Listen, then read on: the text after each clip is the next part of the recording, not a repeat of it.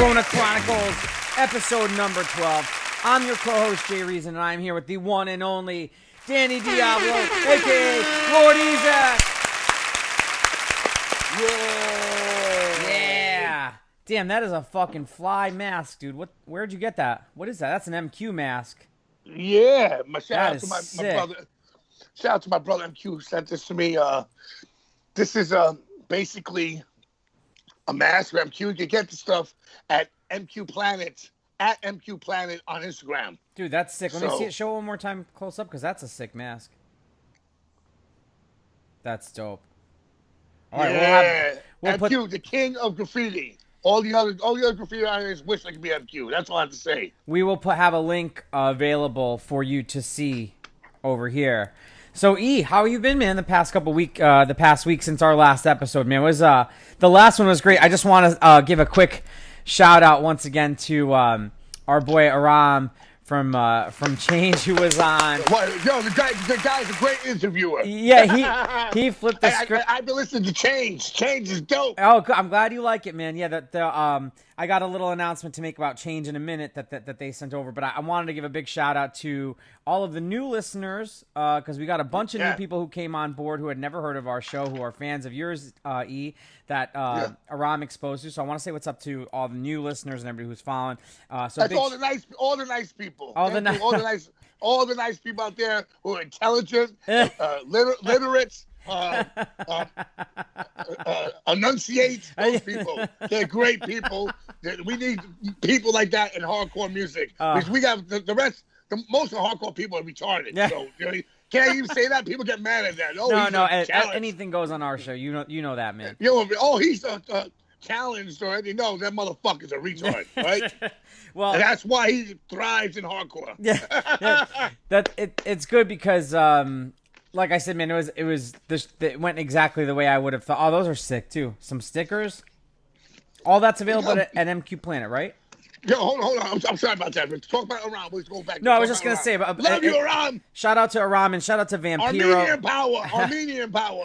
Shout out to Vampiro. A lot of new listeners from that one too, and he was a really great guest. So I was really excited about last week's episode, man. So I just want to give a quick shout out to all the new listeners. Shout out to Vampiro. I love you, Vampiro. Yeah, I had the best time, and he made me feel.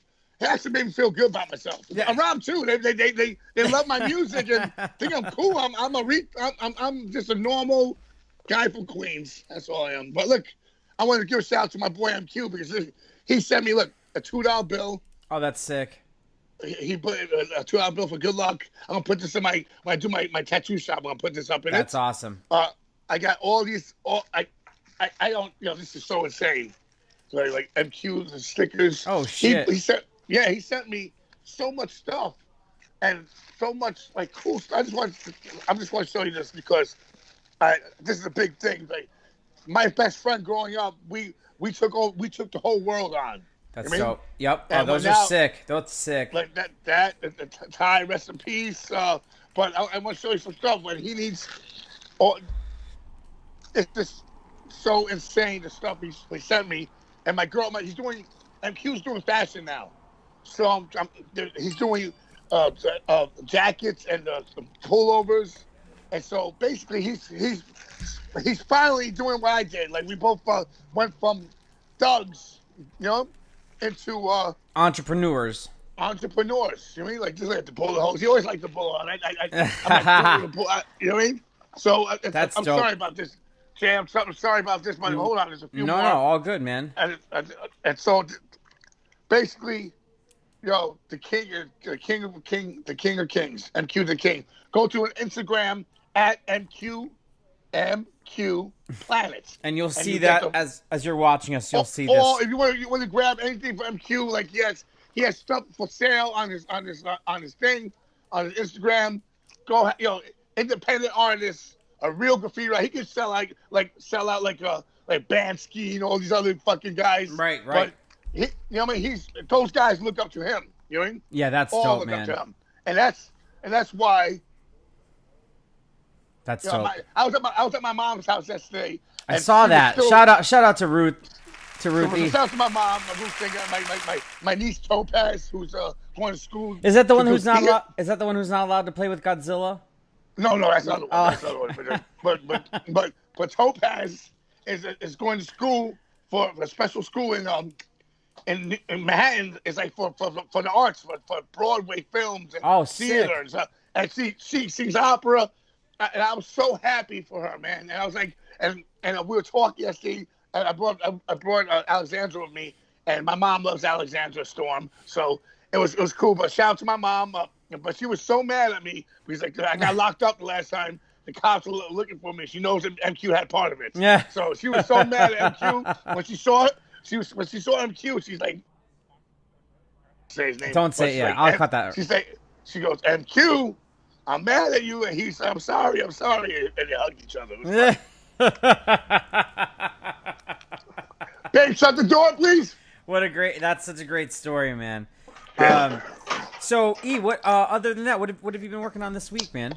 What's been going on over there? So I know right before we came on to do this episode, you just got some cool news about the indie movie that you finished a little while ago. Priceless. Called Priceless. Tell us what happened right before we started recording. You won something. What did you win? I woke up at 5. I woke up at like 4:30 today. Because I 4:30 p.m. Yeah, because I do the paintings. So I had like 4 commissioned paintings to do. So basically, a commission with love. Nice. but basically, Big Left wrote congratulations. He called me up. I was like, what the fuck is congratulations? I'm doing Big Left's come out. I'm doing Big Left's album. We signed him to Force 5 Records. Big Left, formerly of La Coca Nostra. He's back. He's back. He's back. I got him. Ill Rock's first artist. I remember. Listen. Yes. I remember when you guys did the video in the basement of Toad's place. I remember. Yeah, Big Left is back. Formerly La Coca Nostra, signed an album deal with Force 5 Records. I was the man that made it happen. I'm A&R for that. Also, executive producer and producing the record. Dope. That's awesome. Well, Big Left called me to say, hey, congratulations. I said, no, congratulations. You got the record deal. He's like, no, Ezec, you won. I was like, what the fuck are you talking about? And they posted on the internet, I won today. The Real Wolf, Tom Vujic from Real Wolf, won Best New Director of a Short Film, and I won Best Duo of the new short film with Peter Green. So yeah, we won together. Awesome. I won. I'm an award-winning actor. Me. That's awesome, man. When do we get to see do we know when we're going to be able to see the movie yet? Next year. And we're doing the whole, we're supposed to do, like, physically go to all these events. Yeah, but because film festivals, because of COVID fucked everything up. New York Hardcore Curse. I got the New York Hardcore Curse. I won an award, but no one gives a fuck. But you can't go enjoy it. Can't go. That's my life. I won an award, but no one gives a fuck because you can't enjoy it. It's called the New York Hardcore Curse. Anything that's attached to me will have that. That's so funny, man. Fucking. I know, Jay, that's so fucked up, but so. I mean, it's like, but what am I gonna say other than it's funny? Because it's just like I don't want to say. I mean, it's just. I don't know. I don't believe. You can't. I know. Listen, I don't believe in shit like that. You know that we've talked about that. Well, you hold on. Do you believe in this? Hold on a second. All right. So for those who aren't, dust, control the drug buzz, run, hide, looking for dust. So if this is why I recommend. Smoking scam, smoking dust, smoke that dust. This is why I always recommend everybody watch the YouTube, because if you are not seeing this T-shirt that Ezec has on right now, give. I mean, it's very ignorant. It's probably one of the most ignorant. Very ignorant. It's a picture of Scam Dust's ugly face. At the size of the entire shirt, though. Look at it. In black and white. What's on the back? What's it say in the back? What's it say in the back, baby? Baby, what's it say in the back? Eastern Wall Street. This here, right here. Street. Yeah. It's forget me. It's all right. My girl's beautiful. And say she's really smart. She can't be. Damn, that's foul. So wait, what's the story with that shirt though? Give me the story with that shirt. The shirt is the Eastern Wolves been friends of mine for years. Shut the door, babe. For years, and they've been helping hook me up rings. Everything. Once I introduced a scam, he bled them dry, and now, now I got a shirt. So no more. Basically, no more clothing company for them. I don't know. Scam. I'm just happy that I got the Scam Dust shirt. Shout out to Peter Green, who also won the award with me. Shout out Peter Green, awesome. Peter Green, awesome I love you, Peter actor, Green. and one of the best in the world. One of your guys' great friends. So real quick before we jump into the show today, I just want to plug something for. We were talking about Change earlier, but those guys obviously, they were going to do a record release show after after we recorded the episode with them. Their guitar player Chris Williams asked if we would share an announcement for them, and I said, of course. So on October 8th, they're going to do a live stream record release. But instead of playing, the traditional live stream, they're going to open this up to have an educational discussion for some stuff, for a bunch of different things. I'm going to plug the information on. Yo, listen, I was thinking about the same thing during what Scarhead record release party. Not a bad idea. You could team up with Change. You could have a no, those guys. Listen, those guys are fucking good guys, bro. Yeah, listen, they want to do something positive. It's fucking amazing, bro. Yeah, they want to do something different. So basically, what they're gonna do is, when you buy the record during this live stream, they're donating a bunch of money to help I hope I get this correct. The Coalition to Stop Violence Against Native Women. It's a huge discussion, so I'm gonna plug all that stuff there. You'll see it on here.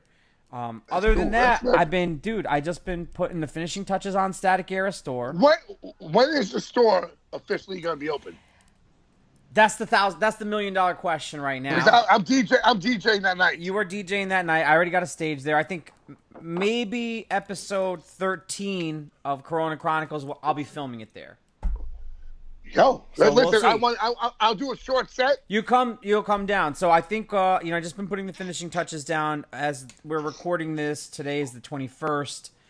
I was originally aiming for the 25th of Friday, but I think I'm gonna do the following week. So I think that's the first. Just to want to make sure it's like perfect. But dude, it's coming a really long way. I'm really excited. I'm really, really, really proud of you, bro. Thanks, man. This is something that you need a hub, your own little hub. Yeah, just to make it all. And let people know that fucking Jay Reason is here to stay, motherfucker. Well, listen, this is the thing. It's like I tell everybody, it's like sometimes you just got to remind everybody what you do because, a lot of people forget. So this way, no one will forget. There's a location for it. You can come visit. So, again, the location is 43 River Street, Milford, Connecticut. And like I said, grab us on Instagram, Static Era Records. That's my new shit. And I got the Teardrop record, which I dropped I got to put something on one of those records. Well, you and I are working on your thing, which we're going to announce once it's a little more. Yeah, that's our big record for next year. One of my big records with a little sneak here, big announcement for next year that Ezec and I are working on something that is going to be fucking forget about it. It's going to be hard, real hard. So, we got a good show today. We got 2 guests, which I'm really excited about. One of them is a friend of yours. Well, one of them we both know, and then one of them is a friend of yours. So we're going to get the first guest on. He is an independent rapper. Tell us a little bit about this, and a little bit about the history with him, and I'm going to get him queued up. Well, listen, in the world of hip-hop, I'm in the underground. I do hardcore, and I do rap, you know what I mean? Yep. So the past 20 years, I've been doing ever since 1999, I've been doing like hip-hop shit. But I've always been hip hop. Always been, like rap influence. So on the West Coast, there's a dude named Insane Poetry who's in the whole realm of Twisted and ICP, all the Juggalo world. And this dude been rhyming since the 90s and West Coast shit. And he's so dope. So, but you know what? Hey, you could be dope, but if you're dope and you're not a nice guy, I don't give a fuck about you. Right. You know what I mean? Like, you're not cool, so go fuck yourself. This dude is one of the nicest guys I know. Man, like talking wise, we speak on fucking on the that's how old I am. We speak on the computer. We speak on the whatever, on the phones, whatever. And so to me, it's cool. It's dope, and I want to get him out there. He needs to be known, bro, because the dude is so dope. You know what I mean? All right. Insane poetry. All right? Danny is a big fan, and I'm just getting into learning a little bit about him, and I'm really excited to welcome to the show Insane Poetry. Poetry, yeah! What up? What up, Insane? Wow. How are you doing? Hey, what's up, guys? What's up? Yes. How are y'all doing? Bro. How you guys doing? That's good. What's popping. I'm good, man. Where are you at right now? You're in the you're in your studio? I'm in the studio. I'm in Denver, Colorado, bro. You know, cool. that's where the action is. That's where the action is, bro. That's Definitely. that's So awesome, man. That's I'm the working on a solo project, one with me and my guy. That you know, we'll get into him. His name is Scum. We'll get into him too. But you know, we working, bro. Pandemic ain't did shit but made us busier. Well, that's what I was just dope. going to ask you about, man. I mean, one of the things on the Corona Chronicles that we've been asking all of our guests is, what are some of the things that you have been working on, dude? Because I have said, if you are not being productive in these last couple of months, man, you are sleeping. You're not a real artist anyway, because anybody that's been in the game, anyway, even half as much as me and Danny has been, you already are working. You were already working prior because you're once you know it creates, your art creates residuals, and you can live off this shit. This is your job, your brand. That's how you work, bro. Right. It's like the pandemic stopped the touring. That's what that did. It didn't stop the money. It didn't stop our money. Features, just getting your resume, your collection bigger. Shout out to Danny Diablo on Cameo. Yes. Insane. Tell us. Hold on one second. Insane. For the people who aren't familiar, tell us a little bit about who you are. Give us your elevator pitch. Give us the elevator pitch, if you will, to the listeners who aren't familiar with you. What you do, where you come from. I'm from Southern California. I went to Cerritos High School. That's in Los Angeles County. I was with a lot of people that end up being part of what real hip hop was for the West Coast. The beat junkies. A lot of Red Matic. Bro, I'm from that era. Up north, Rock Raider and them, a lot of different turntablists. Bro, I used to be at Radiotron, which was the hub where a lot of New York City and that Crazy Legs. All the Rocksteady crew was there. Ice-T. Before even Ice-T was even there. Was always there, My God. Table, Africa Islam. That's how I met Africa Islam through, for real. I tell people this. I'm like, I always tell people that everybody want to know what, Easy E. I'm like, I'm from the West Coast. There was nobody who ever called themselves Easy anything. That was an East Coast thing. One of my guys from Patterson, New Jersey, there was called an APO crew that was mentioned in the Compton little movie, but that was really loosely based on what really happened. I knew those guys personally, and those guys had a friend by the name of Easy E. His name was Edwin Walker. He came. He got in our crew. We was called His Majesty before I was even Insane Poetry. It was me and two other dudes, and he wanted to get down with us, and he's telling the HBO crew, I'm going to change my name from Easy E to Supreme. And Eric Wright was in the studio because they was fucking with Dre at the time, but Dre was nobody. He was nobody at the time. So those dudes was in the studio with him, and it's like loosely documented in the real. But when I tell people the truth, I'm like, let's be real. West Coast dudes was on Baylo, Cuz, whatever that shit. It was not easy anything. That was Easy Lee. You had to be a person in graffiti to knew that kind of lingo, that East Coast lingo. Yeah, had to, bro. That's why I know about you, Danny, like really more than you know. And it's like, I'm a head, bro. I'm a motherfucking real hip hop head, bro. I'm old school in 53, but I know it, bro. I know it like really well. Yo, that's dope, man. That's dope. That's so dope. Hey, bro, I can tell an average motherfucker that they ain't there, they ain't gonna never believe it, bro. And it don't matter if I can get the real, it doesn't matter. It don't fit the narrative. That's what I'm just saying. But anybody who knew the difference back in those days, they knew we didn't say on the West Coast, easy anything. That was Shell Toe, Deeps, Kazals, and Run DMC. Yeah, that's just crazy, bro. And it's crazy that happened, and it just look how it ran and made Eazy-E famous, and nobody even questioned, like, there's never been anybody with a nickname, anything on the West Coast ever since. Yeah, even before.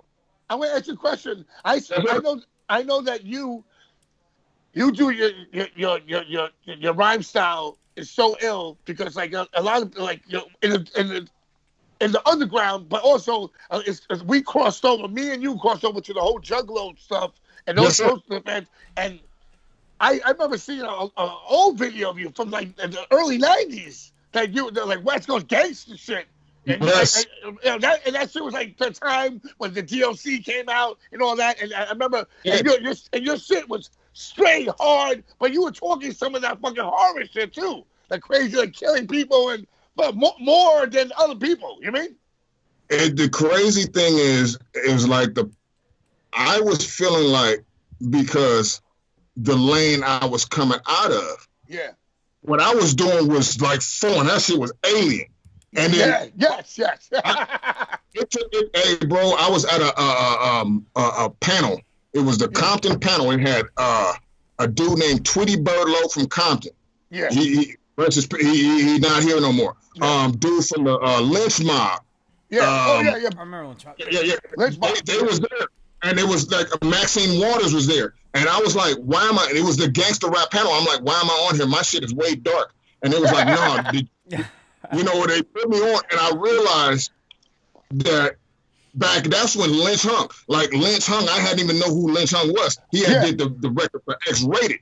And it was like comparing my shit to X-Rated, and I was like, that's the craziest shit I think. You never even heard of him, right? Like you think you were doing your shit.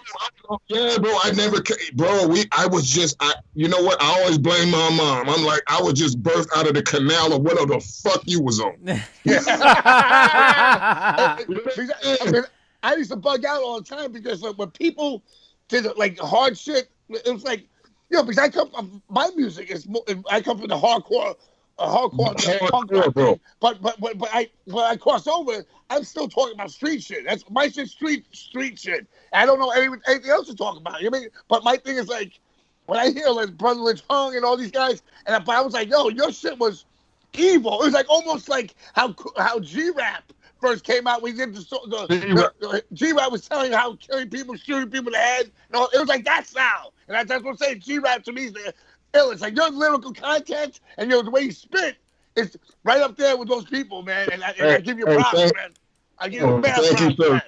Thank you, sir. I do it for the same reason you do it for. You do it for the fucking artist, the mastery of your art. It has nothing to do with a fucking dollar sign behind it, bro. That's the reason, bro. I understand the branding. I promise you. But when I'm in creative mode, I give a fuck about none of that. I give a fuck about what we've been doing since the spray can days, bro. I'm like, dude, we have to keep giving them that because when I see the youngsters doing all the sucker shit that's going on and they trying to fill their prisons and trying to do all that weird shit, I see that. But our level is like, you know what? We got a different thought process about how we getting it in, bro. And it's like for me to get it, I feel like I'm getting it now to get your respect at this point in my life, bro. Not like when I was really trying to really get the respect because I didn't give a fuck about money. I just wanted people to say that dude's dope. You know what I'm saying? That just dude's dope. You are dope, and it's like, listen, I come from Queens, and I'm mixed. Like so me, it's like when people put barriers for things, I'm like, yo, bro. People, I'm a street kid, so when I see something, I give due credit, no matter what. Even I get people out there that don't like it, your enemies, and people ask me about my enemies, and I'm like, yo, they'll be like, how about the? I know people like saying, fuck those, they have their own history, but I give the whole history. You mean people don't do that? People don't do that. They I mean, like I grew up, and the whole when I see swagger, and to me, being MC, just not just because of the lyrical content skill. Like it's everything. You could be the best rapper in the world, but if you get slapped in the face and cry, I don't want to listen to the music. You know what I mean? No. I'm saying. You see those kids escape. You know what I mean? So, but it's everything. It's not the way authentic. It's not authentic. It's not from the heart. It's not from the heart, bro. How you conduct yourself? How you conduct yourself? So it's cool, man. Yo, you are a force to be reckoned with, and I know all those people on the West Coast, all over the juggalos and my hardcore fans. They know talents, and they know that's why they respect you, and that's like as a music. But you're a good person. There's not that many people in our industry that are cool. You know what? I think they missed. Some people missed the mark on what they're trying to get out of it. And maybe when you get to a certain age, you're still striving for a certain acceptance. Yeah. And the motherfuckers who they are, that's just who they. Hey, bro, I don't need to be Jay-Z. I don't need to. Those dudes got their lane. I don't need to be them dudes. We talking about people that fuck with what we do, bro. You know what I'm saying? I like more underground shit. I just like more gritty shit because it's more. It to me, it's an energy that. You cannot hold back, and that's what's missing from music. But they don't want that. You know, in any relation, they don't want that because they've already invested stock in a lot of things. That They got money. They put in these big. The labels are signing the drug addicts and the super overget. He put niggas in prison, bro. We know this shit, bro. Insane talk. Let's talk a little. I'm sorry. Oh, I was gonna say, let's talk a little bit about the music that you've released. Talking about, like you're saying, all these rappers. Talk a little bit about your catalog and your discography and some of the stuff you've put out. You know, like what give listeners... what labels you fucked with? What labels the records came out? Tell us who you fuck with. I started off. I'll do a quick, I'll shortcut it. I'll give it a quick rundown and shit. But I started off. I worked with a guy on the West Coast by the name of Egyptian Lover. Egyptian Lover. NWA. Exactly. I started off with me, a dude named Shakespeare, and another dude named MD. We did a record, put it in his hands. What it was, though, is I was a DJ for KDAY, 1980 KDAY. I was one of the mix masters. Yeah. I'm a mix master, bro. I cut too, bro. I used to cut too, bro. But hey, I was a part of that network, and being able to be a part of that network as being a DJ. A couple years later, when I put my own thing together with my dudes from Chicago, I was able to get some air, some energy. From KD, even a little bit of air, but it was a little bit because the network I was fucking with. It was Egyptian Lover, the West Coast, like Uncle Jam's Army. All these people that had big records were under these certain dudes, and we had no idea what industry shit was. These dudes was showing us love because for some odd reason, my connection with Greg Mack, with KD, and being dope to them and being dope happened to work out, but I had no idea, bro. We had no idea. But from there, it just graduated. I ended up fucking with Roddy and Joe Cooley, doing some shit with them, jumping on their records. I got to do some solo shit that jump off on Nasty Mix Records, same label that Sir Mix-a-Lot was on, Kid Sensation. I got to do an album with it called Grim Reality, and that kind of just kicked everything off because the record was based on I'm doing this fantasy-ass horrorcore. Then I'm flipping it because I'm from LA and I'm doing the same mirror image of all this horrorcore shit, but on some real street shit, like the mirror of what I see, and the shit worked. I mean, I was we got the Source magazine and all that, but through trials and tribulations of the game and how everything changed, man, it's like I just been doing a lot of different things. I work with Sutter King, which I know you know who I'm doing. Shout out Sutter. Yeah, he's the Queens, baby. DJ Black. So Insane, what do you work with? Insane, what do you work me crazy for doing that? Real shit. That's Insane, what do you that's just hard. That's some hard shit. You and Sonny King are hard. What do you work It's hard, bro. on? I like that hard body shit, bro. Gorilla Nims, Etho, all that shit. Yeah, I know you fuck with that type. That's you, my boy. Insane. So what do you work? What do you got coming out right now? What are you working on? You got a new releases? Okay. To keep it real, I'm working on 3 projects at one time right now. Give them to us. Give them to us. The success of my guy Scum. Shout out to Scum. The motherfucker Scum. Hey, I have a second career because of this guy. No question, bro. No question. I can have a whole different thing about that guy. Yeah, just like I can interview that guy and real shit. He has provided enough viable energy and visibility for me to people like such as my guy right here, Danny, and such as yourself to say, hey, well, you know, where's this guy been? Right. No, I've been here, but you have to. You need the right lane, and the Scum is like DRP. They're like the same. Like, yes, bro. Hey, bro. And the cool thing is he has his own thing, bro. And you know it. It's like you have to have your own thing because you can't sound like nobody. You got to do your own thing.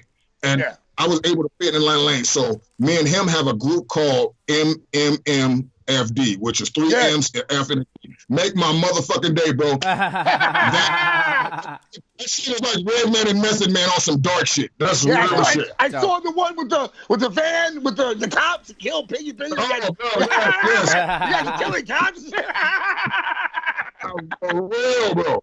For real. So that's what I'm talking about, bro. Yeah. And we got so much energy from that. It's like it allowed me to do my solo shit a little bit. Like it's way different. Like I can have fun with Triple MFD. It's all dark shit. We can't. The art, the painting is all dark slasher movie shit. Like on some real shit. And the people who fuck with us, that's all they want.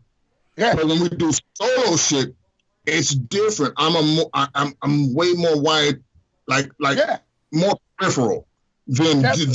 That's dope. I have fun with Triple MFD. With my shit, I'm way more meticulous with it. I have to be because I'm pleasing so many different angles of the genre. You know, I can't piss off the poor niggas, but I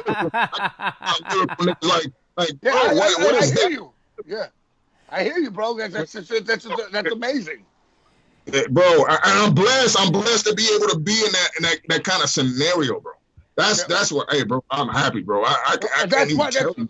And you know what you're doing? You've been on my radar for years, and I told Jay I gotta get this guy on because this dude is killing. He also did a guest feature for me for the GLD Cancer Company. Awesome. You're on that. You're on that. Them's Ito's on that too. So.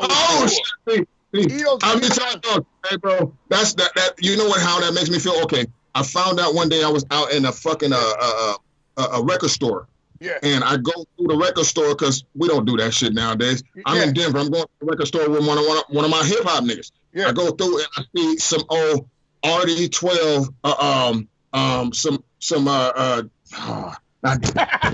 It had Royce. M. Dudes from D12 and all them guys. Niggas. And I have a record on that shit, and I'm like, oh shit, I'm on the same record with all these heavy Bumpy Knuckles.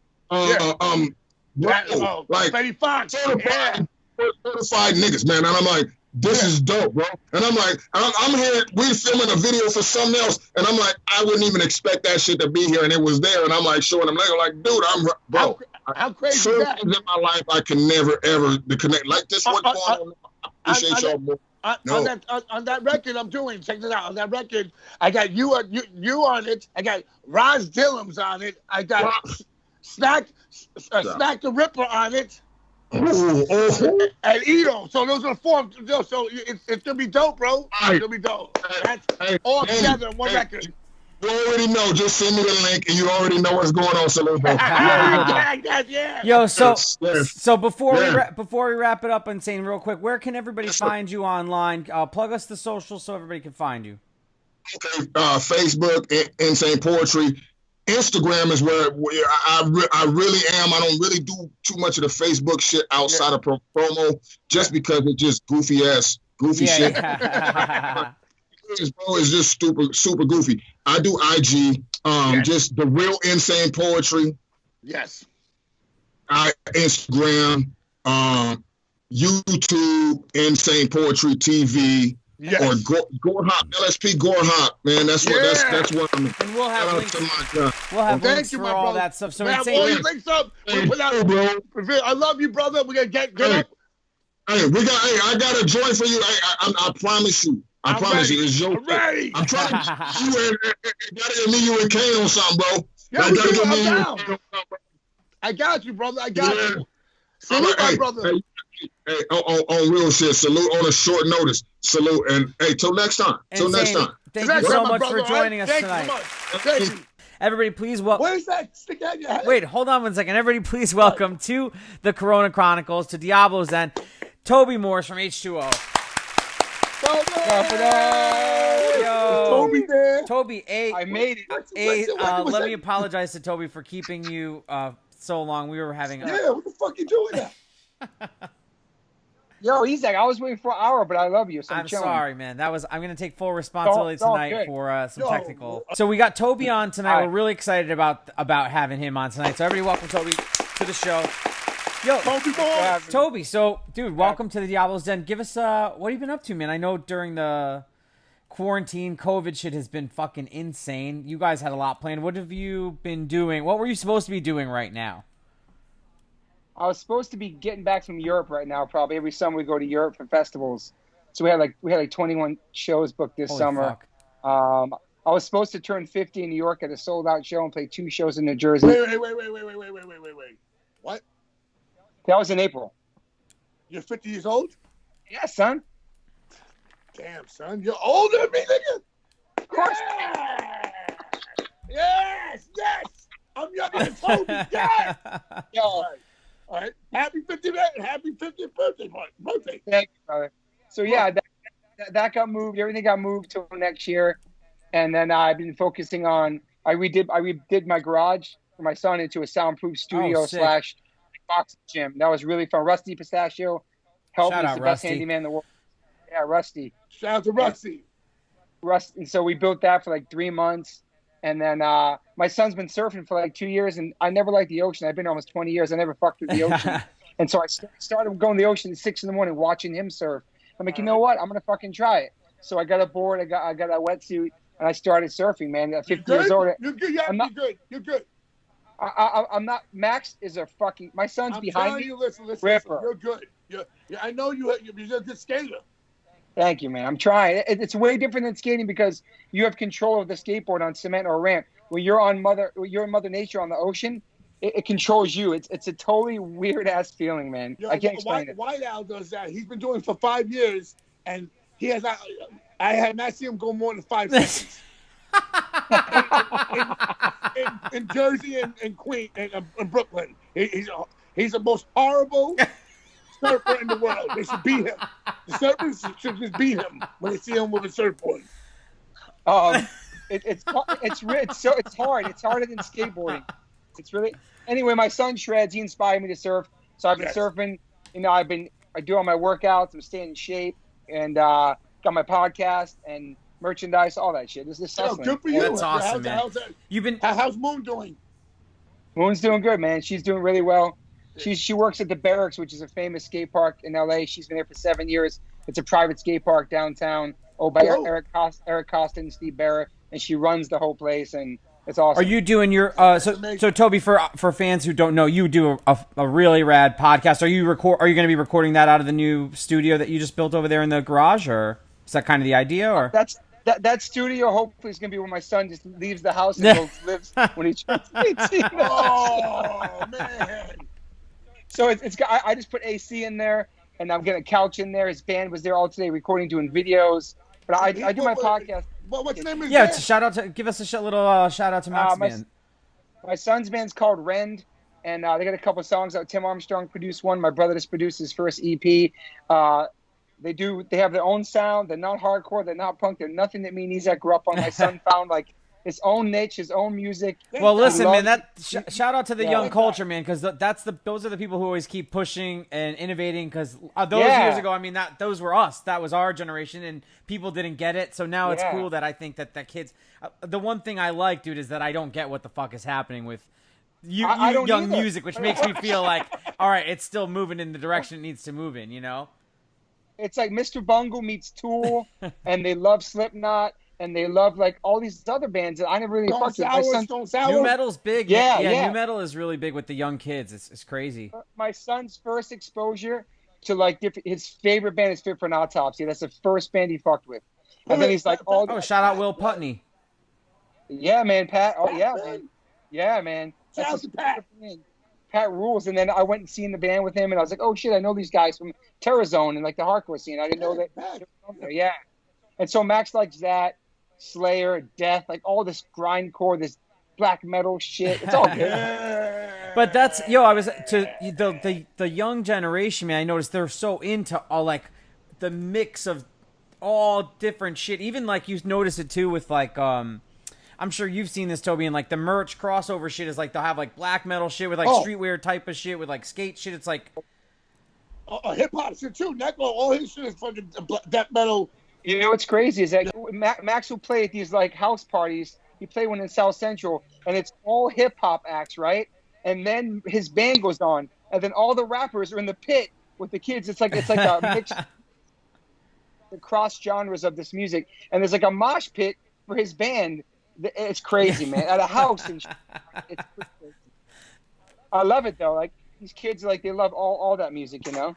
That's fucking awesome, man. Tell us a little bit about your podcast. That's one of the things I've been following recently that you've been doing. Been catching up on a ton of your episodes. You've had some really great ones. We were talking about that before you joined on. Chino from Deftones was on. You had Chris from Saves the Day, which was a great episode. You had, of course, Danny Diablo on. Me. I was getting there. Toby, tell the listeners, how did that come together? What was your idea with coming together? And I like the way that you launched it, too, because you waited till you had a series of episodes and then launched it. Tell us a little bit about the idea of bringing that show together and how it came together. Well, my friend Trevor Silmser, who Ezec knows. Shout out to Trevor. Trevor, he was telling me I should start a podcast a couple years ago, and I wasn't even thinking about it. And then I started talking to Jamie Joster about it. He's like, yo, bro, you should do it. And then Joster, out of nowhere, after this European tour, sent me my first Focusrite, which is a recording device for a podcast. He sent me his and blessed me with that in the mail. He's like, yo, do your shit. So Jamie and Trevor Simser kind of inspired me to start it. And then what I wanted to do, stop to Joster, and what I wanted to do is I wanted to do it in chronological order of my life. So that's why I started. My first episode was my mom, and then I did my brothers, and I did Rusty, then I did my band. I did like from Maryland to Rhode Island to Maryland to like, then I got all my New York friends. So I'm just trying to do it like that in order. Yeah, Madball's were on you. Yeah. Who got more hits, me or Madball? Probably Madball, right? Hits on what? Oh, the podcast? I don't know. Oh, I don't know. I don't even check that shit. I should though. I'm gonna check it. Yo, Ezec, do you think we could get would Ruthie come on to Diablo's Den? That'd be amazing. Who, yeah, we should get your mom on for an episode. That'd be amazing. Hell no. My mom was up to go to Toby's because Toby, she loves Toby. Toby can't do no wrong. My mom loves Toby. I love your mom too. Your mom's a freaking saint. Your mom's amazing, man. My mom is you guys don't just know one part of her, but you see the mean side of her, Toby. You see how she can be. Well, I seen when she had to check you for sure. Yo, guess what just happened? What? I'm sorry about this.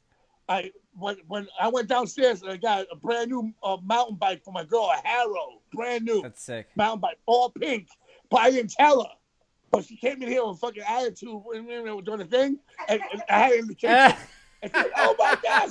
While you guys are talking, you got a bike. Shout out to Ken. You're welcome, baby. Shout out to my boy Ken 357 from Astoria, Queens, graffiti legend. Thank you, Ken 357. He's the one who hooked me up. He hooked me. He hooked my guy and hooks up bikes. All right, that's all. Don't say that. My girl's happy right now. Sure. No, that's good boyfriend points right there. That's big shout out,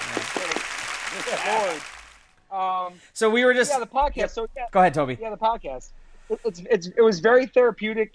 My mom cried in the first episode. I cried, and I had my brothers on. And by doing this podcast, I realized that me and my brothers and my mom, we definitely need to go to a therapist. I know we got dad issues, and we were very emotional. And those episodes are very therapeutic. And my brothers told stories that I never knew about my dad, and shit that my mom forgot about my dad. So it's been really roller coaster doing the podcast, but I love it, man. I love Can I it. ask you a question? Yeah. Do you think you can fuck up Todd, your brother Todd, in the fight? I'll take down any of my brothers. I'm not even worried about that. Yeah! I'm on you, bro. I got your back. Yeah. I heard that, Todd Morse. Oh, the youngest brother. Tracy, you too.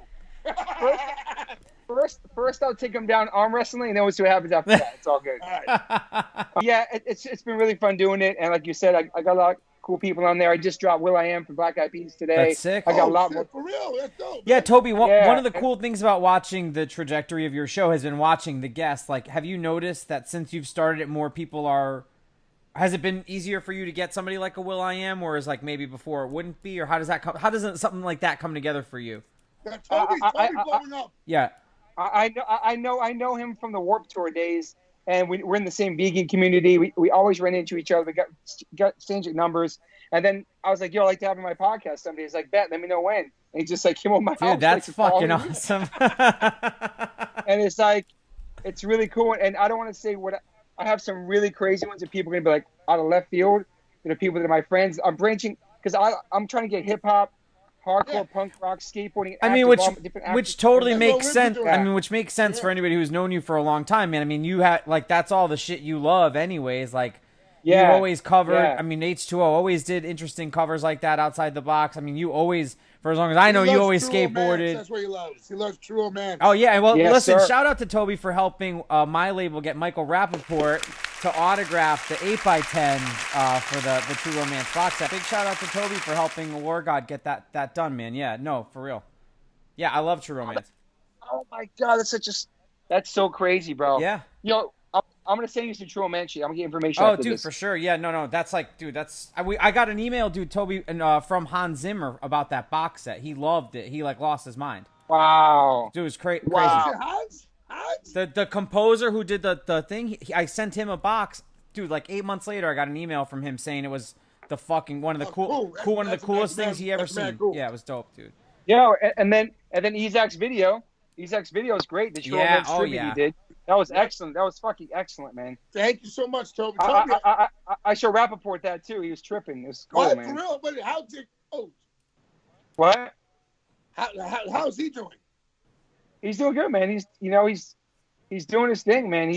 He like really has a big voice on social media. I mean, he speaks his mind on a daily basis, man. Yeah, he don't give a crazy. fuck. That's crazy. But Yeah, he shout don't out give to a- him for sticking I to know. the guns.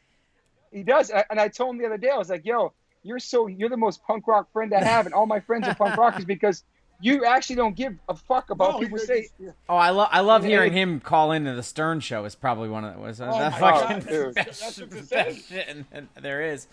So And when I said that to him, he goes, "Yeah, but I don't like punk rock." I said, "It's not about the music; it's your attitude. Right. Your attitude is like I don't give a fuck with anybody." And he doesn't.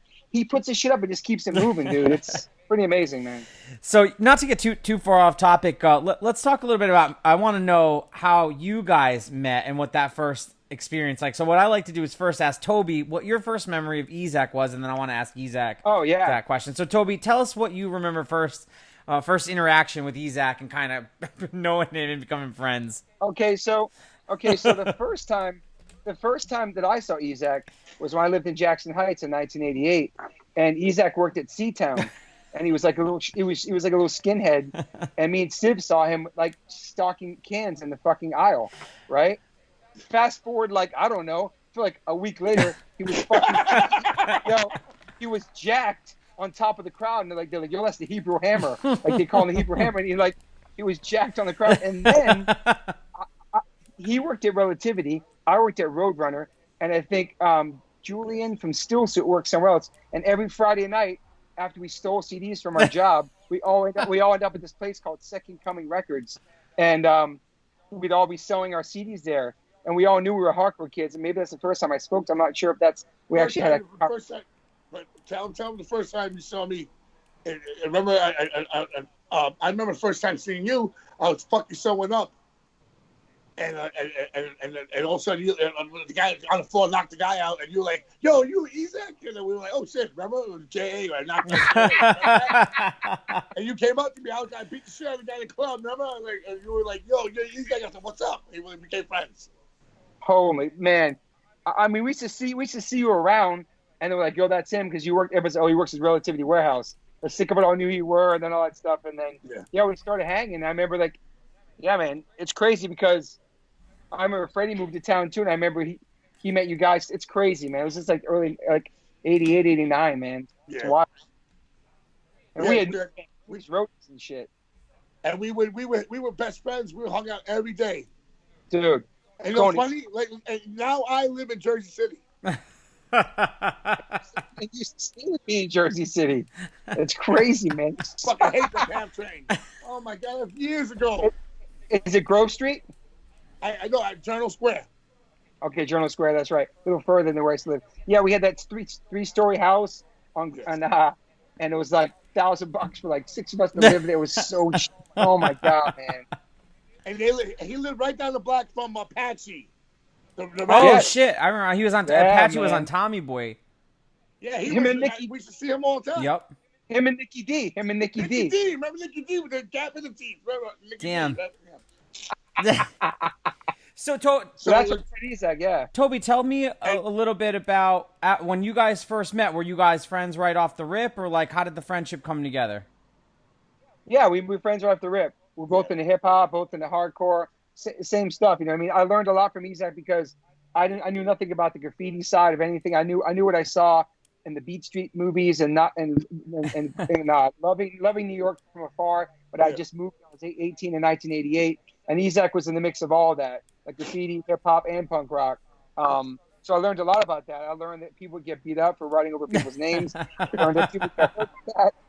I learned a lot of things that I like. And it's two different worlds. It's like, but at the same time, it's all part of one world. You know what I'm saying? The hardcore scene. We would travel to shows. We would go everywhere together, man. Like for years. You mean then we started doing music. Both of us started doing bands. Yeah, you guys toured together. Sick of It All, right? Yes. Yeah, Sick of It All, Sheer Terror, Biohazard, Sick of It All tour.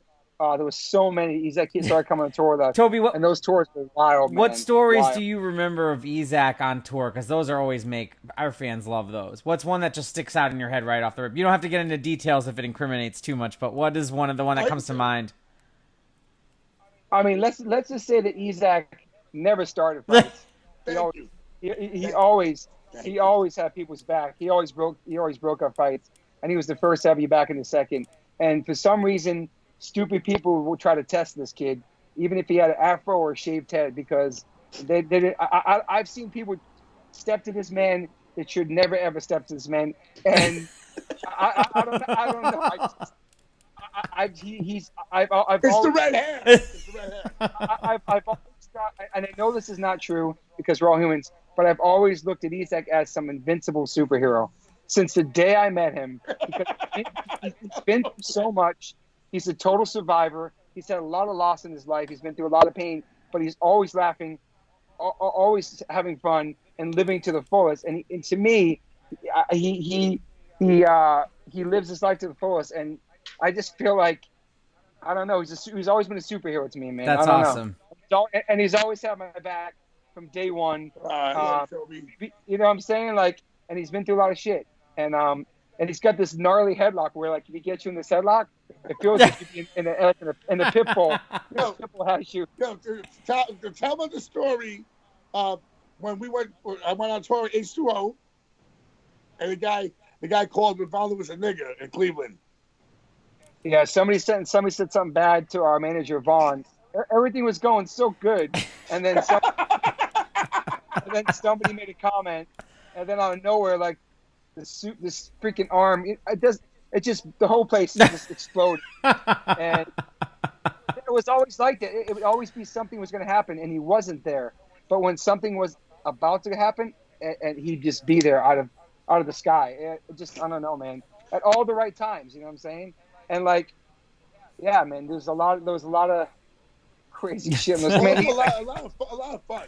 You know, we were kids, man. We would sleep over on tour, make fun, make jokes. You know, it was just fucking.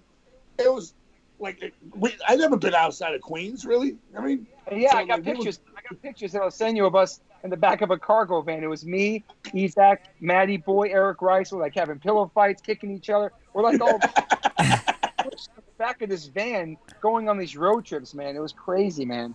So we're just getting started, man. It's wild. Then the Crown of Thorns, and then Well, it's crazy too, man, that all these years later, it's like to watch both of you guys, I'll just to step out here as a fan for a second and watch you guys grow and evolve as musicians into like podcasting dudes and still doing shit is fucking cool as fuck. So I both big shout outs to you guys as friends and fans from my end. I'm just happy that Toby is relevant and way more just the music and everything. But I'm saying like Toby does. Well, I do my thing. I mean, I'm who I am, whatever. But Toby does something that's way beyond me. It's a positive stuff for the kids and stuff like that. You know what I mean? Yeah. I'll do here and there benefits for the Children's Tumor Foundation. But yeah, you know what I mean? But this guy every day is with the kids. You know what I mean? And that's it's hard. And that's why when a few months ago when the whole thing with those kids turned on you on the thing when you took a picture of those cops and you were fucking upset, bro. And I was like, listen, you can't. These little motherfuckers don't know anything. They never had anything. Everything given to them. I mean, they went through nothing, and they're like, all cops are bastards. No, my father's a cop. I know cops. I mean, defund the police. How you defund the police, bro? It's like you need cops, especially the kids who are crying to defund the police. If something happens to their mother or something, they can't even fight. They can't protect their mom or the dad, older people. So these kids are, listen, Toby, I know you love the kids, but once you let them get in your head, you know what I mean? That's it. There's people that love you. Forget about those people don't know. And they'll go through life, and one day they'll be like, oh, I should have never said that to Toby. You know what I mean? Thank you, brother. I appreciate that. I appreciate that. I would be lying to both Jay, I'd be lying to you. Toby, I would lie to you. If all the comments, when they write some comments, if I said it didn't hurt me, I would be lying to you. This shit hurts me. Well, listen, I mean, because we're human. We're human, and we're passionate about what we do, what we love. It hurts me so bad that I got two switches: loving, or violence. You know what I mean? And my thing is like, I don't want to be violent anymore. Well, and listen, I think the thing is too is like, unfortunately, like we come out of a scene that people get off on talking shit and kind of adding to it. You know what I'm saying? It's like. Like I've always said too, since the message boards. Well, and just the entire culture, man. Like like it's like what other music scene really like almost ever makes you feel bad for getting ahead or making money other than you know what I'm saying? Like it's really weird. Like they love you. You could burn churches and fucking date younger women. Oh, that's great.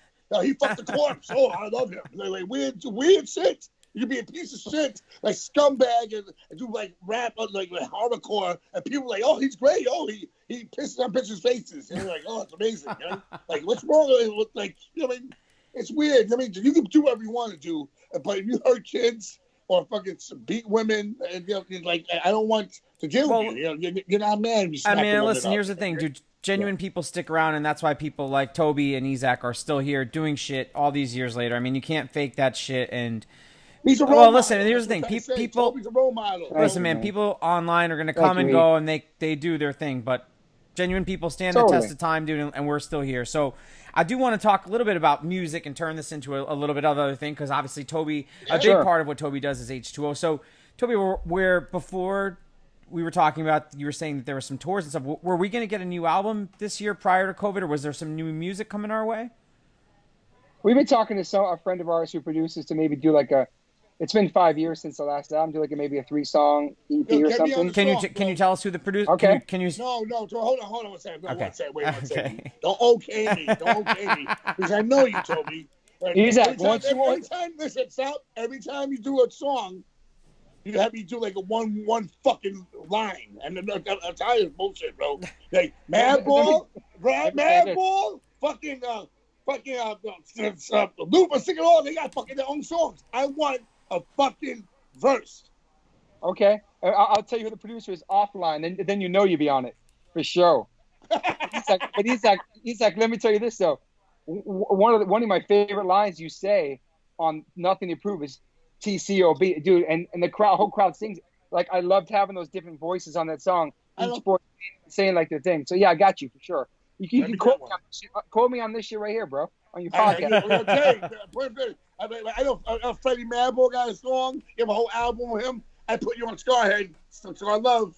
Scarred Love, son. Yeah. Scarred Love is a classic too, man. I do want to talk about that. Adam Blake and Rusty Pistachio played in Scarhead too. People don't know that. Snickers. So Toby, can you share who the producer is yet, or do you not want to say who you were talking to just yet? And I totally get if you can't. You know me. Maybe I do. Okay, cool. I don't want to jinx it. No, I get it, dude. I totally get it. Toby, tell me your memories about recording "Scarred Love" as we were just talking about, because that's one of my favorite tracks on that EP. What do you remember about doing that? I think we did that in Jersey, Ezec, right? Scarred Love, yeah, Jersey. Yeah, it was in Jersey. I remember. Was it with Dean Rispler? I don't know. One of these guys.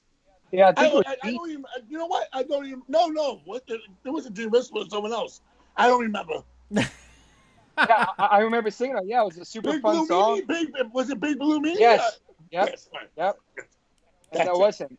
Was that Hoboken? Yes. Hoboken. I remember. Yep.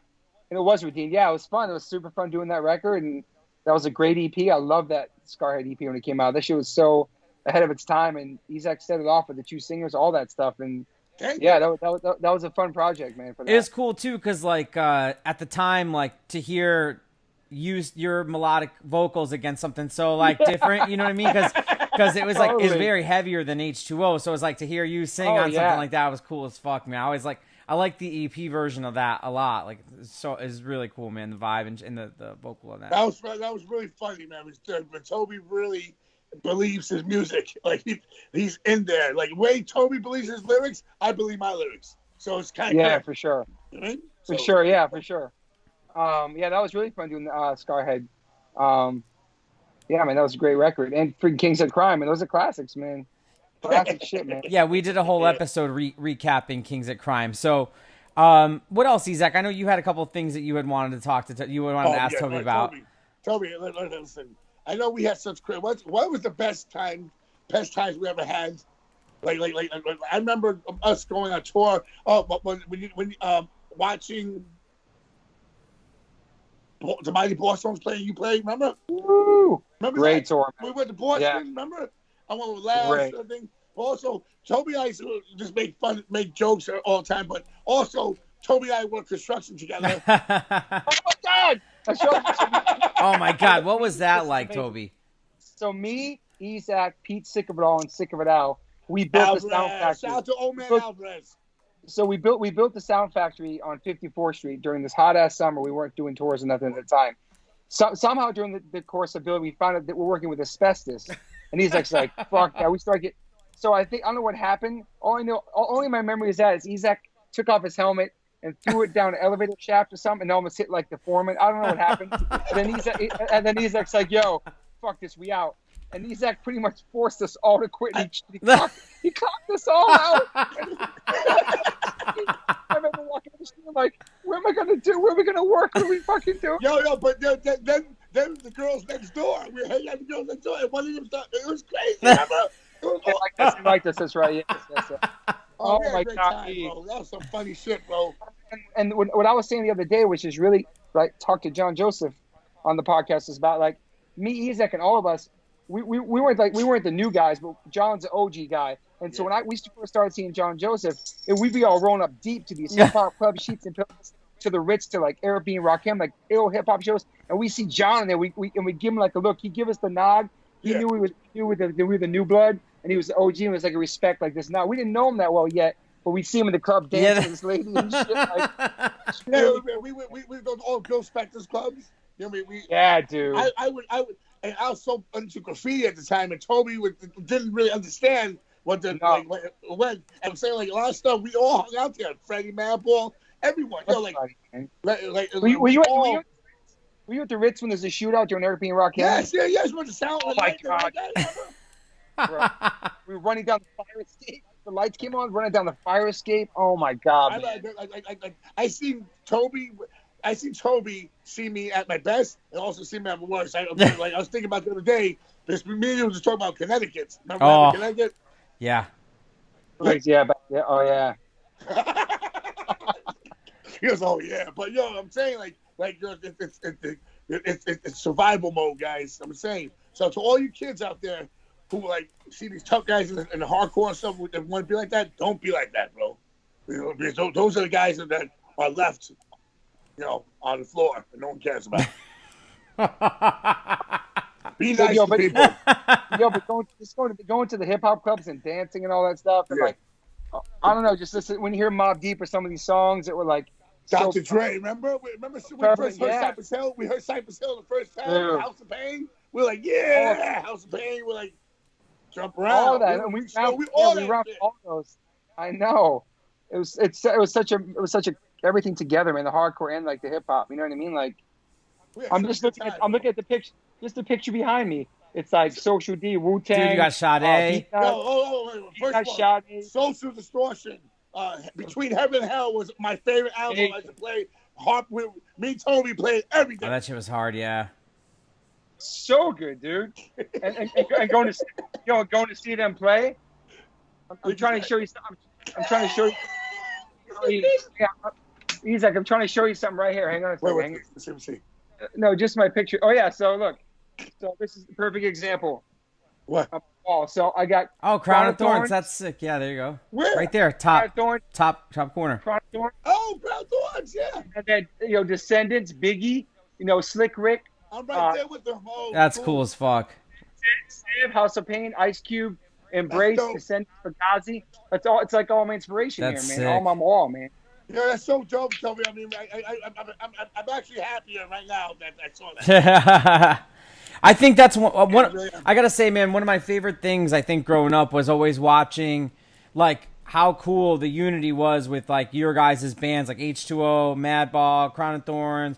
Like it was really cool. Connecticut always had. We were friends. Yeah, it was cool. I mean, we always had our thing in Connecticut, and you guys always had your thing too. And it was just like, it was really awesome, man. It's cool to see that shit, and I like that. Again, dude, looking at Toby's house all these years later, it's like the dude's got your cover on his walls, like. That's cool as fuck, man. You know what? It's so fucking cool, bro. Yeah, that's cool as fuck. That's amazing. Yeah, it's part of my life, man. My family. Even if we live far away from each other, we're all still connected. You know what I mean? Like, it's pretty amazing how that works. That's sick. I think I have another picture. I got another picture here on my wall right here, bro. Look at this shit. Let me see. It's on my wall right here. You. Let's see you. Maybe you and two hips. That's awesome. Oh, sheepskin. Oh shit, nigga. Peter's gonna get mad at me. That was that's another thing you just brought up. The thing's really amazing is that like I've always been a vegetarian, vegan, straight as you, hanging out with all you guys, and that never mattered to me. And I'd be eating burgers, eating sheepskin, smoking, like doing drugs, and hang out Toby. Like that's what I'm saying. Like there was a couple other guys, but really no. I just remember I was always the guy carrying the boombox, playing like all the new hip hop on the cassette tape, and like I don't know, just hanging out with you guys. It was a different reality because I moved there from Maryland to Rhode Island to New York, and I looked up to Queens. I moved into Flushing with Timmy Chunks in '88, and I became like this Queens guy. Yeah, I went from like Flushing to the Schick House with Craig Sick of It All and Devil, and then I went to like Dave Stein's house with Squirm. Yeah, then I went to the GB house in Jackson Heights. You lived in the closet. I lived in the closet, Alan Cage's bedroom in Jackson Heights. Yes. And then Ezec, and then I lived in Astoria in Arthur's house. Dude, remember there was some girl that I had just met. I was hanging out with, and I found out at the same time you were hanging out with her too or something. Knock. See. Hey, listen. That was Marco Siega's cousin. Oh yeah, that's right. Dude, Marco, I talked to Narc the other day. Shout out to Narc. And me and that Q, like, how am I going to tell this girl that I don't like her? So I told her, I can't date you because my boy Narc is in love with you. And she went out to Narc and goes, I fucking hate you. Oh, my God. Oh, my God. Oh, shout out to Narc. He was like, fuck it. I don't care. Oh, man. Well, so before we let Toby go and wrap up for the night, Toby, plug the last couple things. Plug the podcast. Plug your Instagram so everybody knows where you're at and where we can find you and stuff and what's going on. What else everything's going on? You can find me at Toby Morse on Instagram or One Life One Chance podcast. Yes. The podcast, it comes out every Monday. It's everywhere. You can find it everywhere.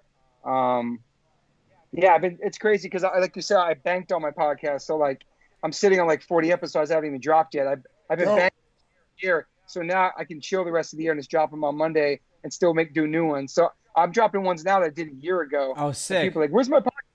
I'm like, I'm trying to do it in order. I'm trying to have like organization to it. But yeah. And so, yeah, that's been really, really fun. You could get the merch, h2omerch.com. What else should I plug, Mama? Podcast, H2O. Hopefully we're playing next year. The thing about next year is like I'm seeing all these festivals and all these and all these tours that got pushed. But I have no control over that. So what I've learned on this lockdown is do not stress about shit I cannot control. Right. I cannot control the future. I can control this moment. And right now we're living day to day. There's really no light in the tunnel. We have a selection coming up in less than 50 days. Anything can happen. And I hate politics. So I'm just trying to focus on being healthy and my family being healthy. Politics. But fuck politics. Yeah, word. And so like next year, it looks dope that I'm doing this tour. But until I'm there, I really can't think about it because I don't want to stress about it. I know I'll play music someday again, but right now I got to focus on the pod and everything else, my health, just everything, and staying healthy. You know what I'm saying? Yeah. You're a family man, but check this out. Next year, Scarhead H2O European tour. That'd be sick. That'd be How sick. hard would that be? That'd be sick. That'd be sick, man. We got to make it happen. Yeah, you guys gonna you heard it first. You guys booking tours. You guys because you heard it. Ezec, it's one more thing we're going to talk about the hair game real quick because Ezec's made fun of me. No, Ezec's made fun of me my whole life about my hair. Just my hairline, and Ezec's hairline is so on point, man. It is not going anywhere, Ezec. Listen, thank you. You know what? Bow down to that. the magical mane of Lord Ezec. Ezec used to draw these pictures of me as Mayor Koch, and then I would draw pictures of Ezec as the Predator or Alien. Oh my! It's called you Frank Purdue. Frank Purdue. Robert England about the makeup, nigga. Listen, so somehow, some way, Rancid took this photo that I drew of Ezec, and they made stickers of it. They made stickers, like 10,000 stickers of my ET head. Yo, that's. I'll get you for that, motherfucker. I'm gonna get you. You know what?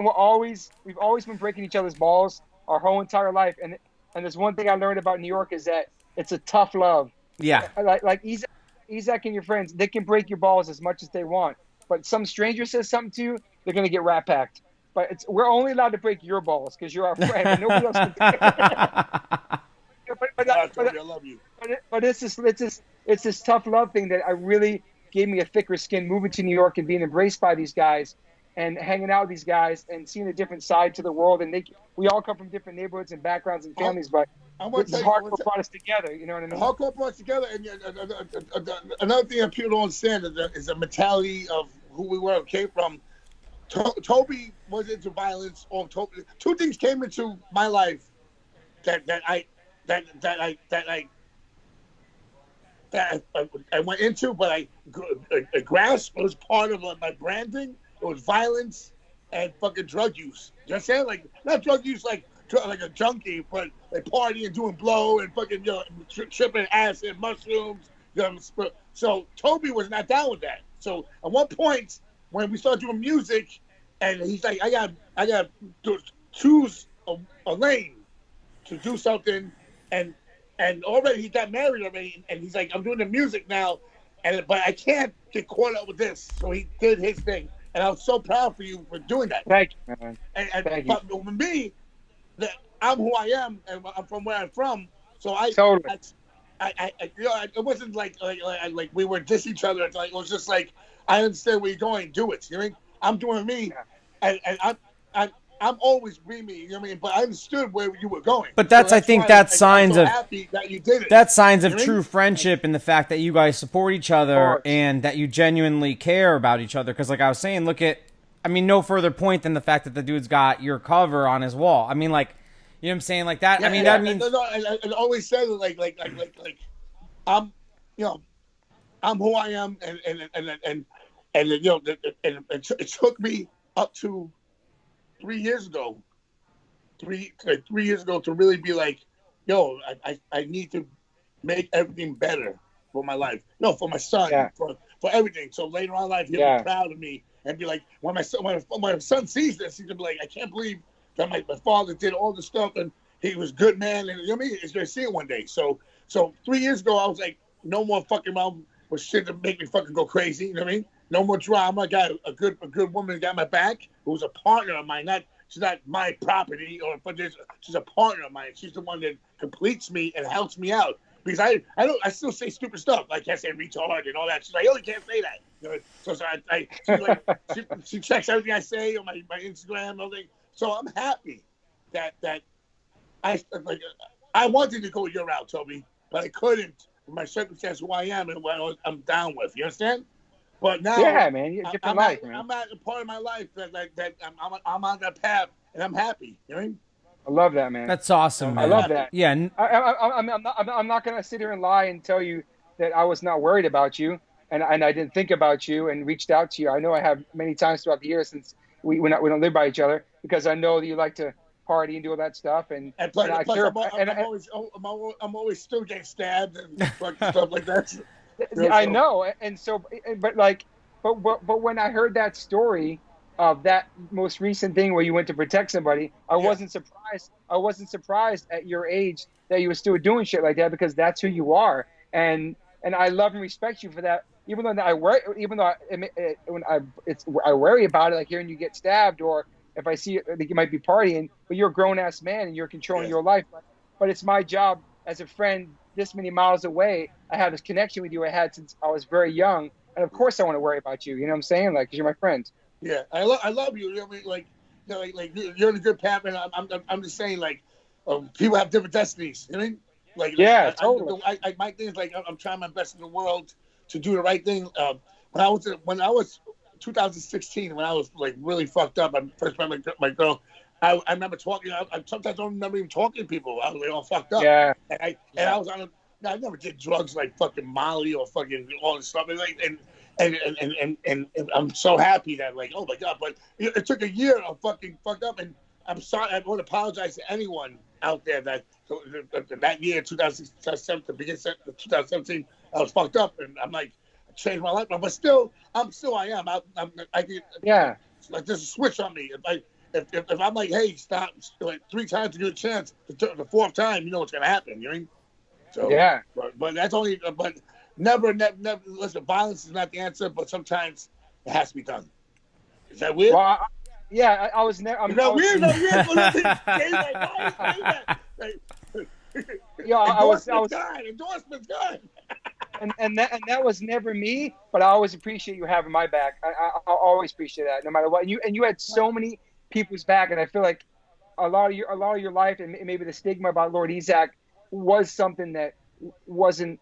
It's not 100% true, because a lot of things I witnessed with you, I would agree, was protecting and was standing up for people and taking people's back, women and men. And I feel like obviously the reputation is the reputation, but people that really know you have a big heart, and you're a teddy bear, and you love the Cranberries, and you love the Sundays, and you love the Cure, and you love and you love Sade, and you love all this. We used to listen to that shit in the van all the time, and there's a side of you that, like, you're a fucking human being, dude. You have fucking feelings, you know. Yeah. But there's another side where, like, don't fucking cross me, don't disrespect me, don't disrespect my friends, and that's something I admired, because you give 0 fucks when it comes to shit like that. Like, you know what I mean? I'm just saying, you do. Like, you don't care about the consequences. You're in that moment to protect or stand up for somebody. So, but I tell you right now, the consequences could be heavy. Guys. So if you're in any situation as a young kid, just think about everything. This life is crazy nowadays. There's cameras everywhere. Yeah, that's true. Don't.